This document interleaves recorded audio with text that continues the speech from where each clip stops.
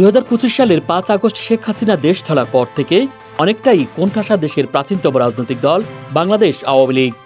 বর্তমানে দলের অধিকাংশ নেতাও আশ্রয় নিয়েছেন পার্শ্ববর্তী দেশ ভারতে, আর যারা দেশে রয়েছেন তারাও এখন প্রকাশ্যে নেই বললেই চলে।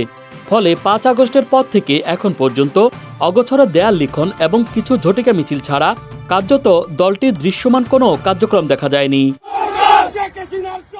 গতকাল মঙ্গলবার আওয়ামী লীগের ভেরিফাইড ফেসবুক পেজ থেকে একটি প্রেস বিজ্ঞপ্তি প্রচার করে দলটি।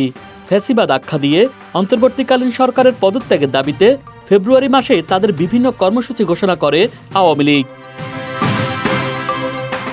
শেখ হাসিনার বিরুদ্ধে মিথ্যা হত্যা মামলা সহ অন্যান্য মামলা প্রত্যাহার, সংখ্যালঘুদের উপর হামলা ও গণগ্রেপ্তারের প্রতিবাদ এবং বন্দীদের মুক্তির দাবিতে 1 থেকে 18 ফেব্রুয়ারি পর্যন্ত বিভিন্ন কর্মসূচি ঘোষণা করেছে দলটি। এর মধ্যে রয়েছে 1 থেকে 5 ফেব্রুয়ারি জনসচেতনতা সৃষ্টি করতে লিফলেট বা প্রচারপত্র বিতরণ, 6 ফেব্রুয়ারি প্রতিবাদ মিছিল ও সমাবেশ, 10 ফেব্রুয়ারি বিক্ষোভ মিছিল সমাবেশ, 16 ফেব্রুয়ারি অবরোধ কর্মসূচি এবং 18 ফেব্রুয়ারি দেশব্যাপী সকাল সন্ধ্যা সর্বাত্মক হরতাল পালন। বিজ্ঞপ্তিতে উল্লেখ করা হয়, এ সকল কর্মসূচিতে কোনো প্রকার বাধা প্রদান করা হলে আরও কঠোর কর্মসূচি ঘোষণা করা হবে। এদিকে আওয়ামী লীগের ঘোষিত কর্মসূচি নিয়ে অন্তর্বর্তীকালীন সরকারের অবস্থান সামাজিক যোগাযোগ মাধ্যমে তুলে ধরেন প্রধান উপদেষ্টার প্রেস সচিব শফিকুল আলম। নিজের প্রোফাইলে দেওয়া এক ফেসবুক পোস্টে তিনি লেখেন, আগস্টের দায়িত্ব গ্রহণের পর থেকে ন্যায্য দাবিতে কোনো বিক্ষোভ বন্ধ বা নিষিদ্ধ করেনি অন্তর্বর্তী সরকার। এ সরকার যে কোনো সমাবেশ ও সাংগঠনিক কর্মকাণ্ডের স্বাধীনতায় বিশ্বাস করে। ফেসবুক পোস্টে তিনি আরও লেখেন, গত 5.5 মাসে কেবল ঢাকায় কমপক্ষে 136টি বিক্ষোভ হয়েছে।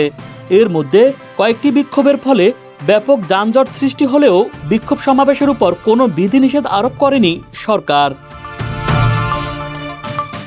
আওয়ামী লীগকে নাৎসি বাহিনীর সঙ্গে তুলনা করে তিনি লেখেন, যতক্ষণ না আওয়ামী লীগ এই গণহত্যা, হত্যাকাণ্ড এবং প্রকাশ্যে দুর্নীতির জন্য ক্ষমা না চাইবে, আর যতক্ষণ না তাদের অন্যায়কারী নেতাকর্মীরা বিচার ব্যবস্থার কাছে আত্মসমর্পণ করে তাদের অপরাধের জন্য বিচার কার্যের প্রক্রিয়া শুরু করে পাপ মোচন করার উদ্যোগ না নেবে, ততক্ষণ পর্যন্ত তাদের বিক্ষোভ করার অনুমতি দেওয়া হবে না। এই পোস্টে আওয়ামী নেতাকর্মীদের সতর্ক করেন তিনি। বলেন, আওয়ামী লীগের পতাকা তলে কেউ যদি অবৈধ বিক্ষোভ করার সাহস করে তবে তাকে আইনের মুখোমুখি হতে হবে। Dhaka express news desk.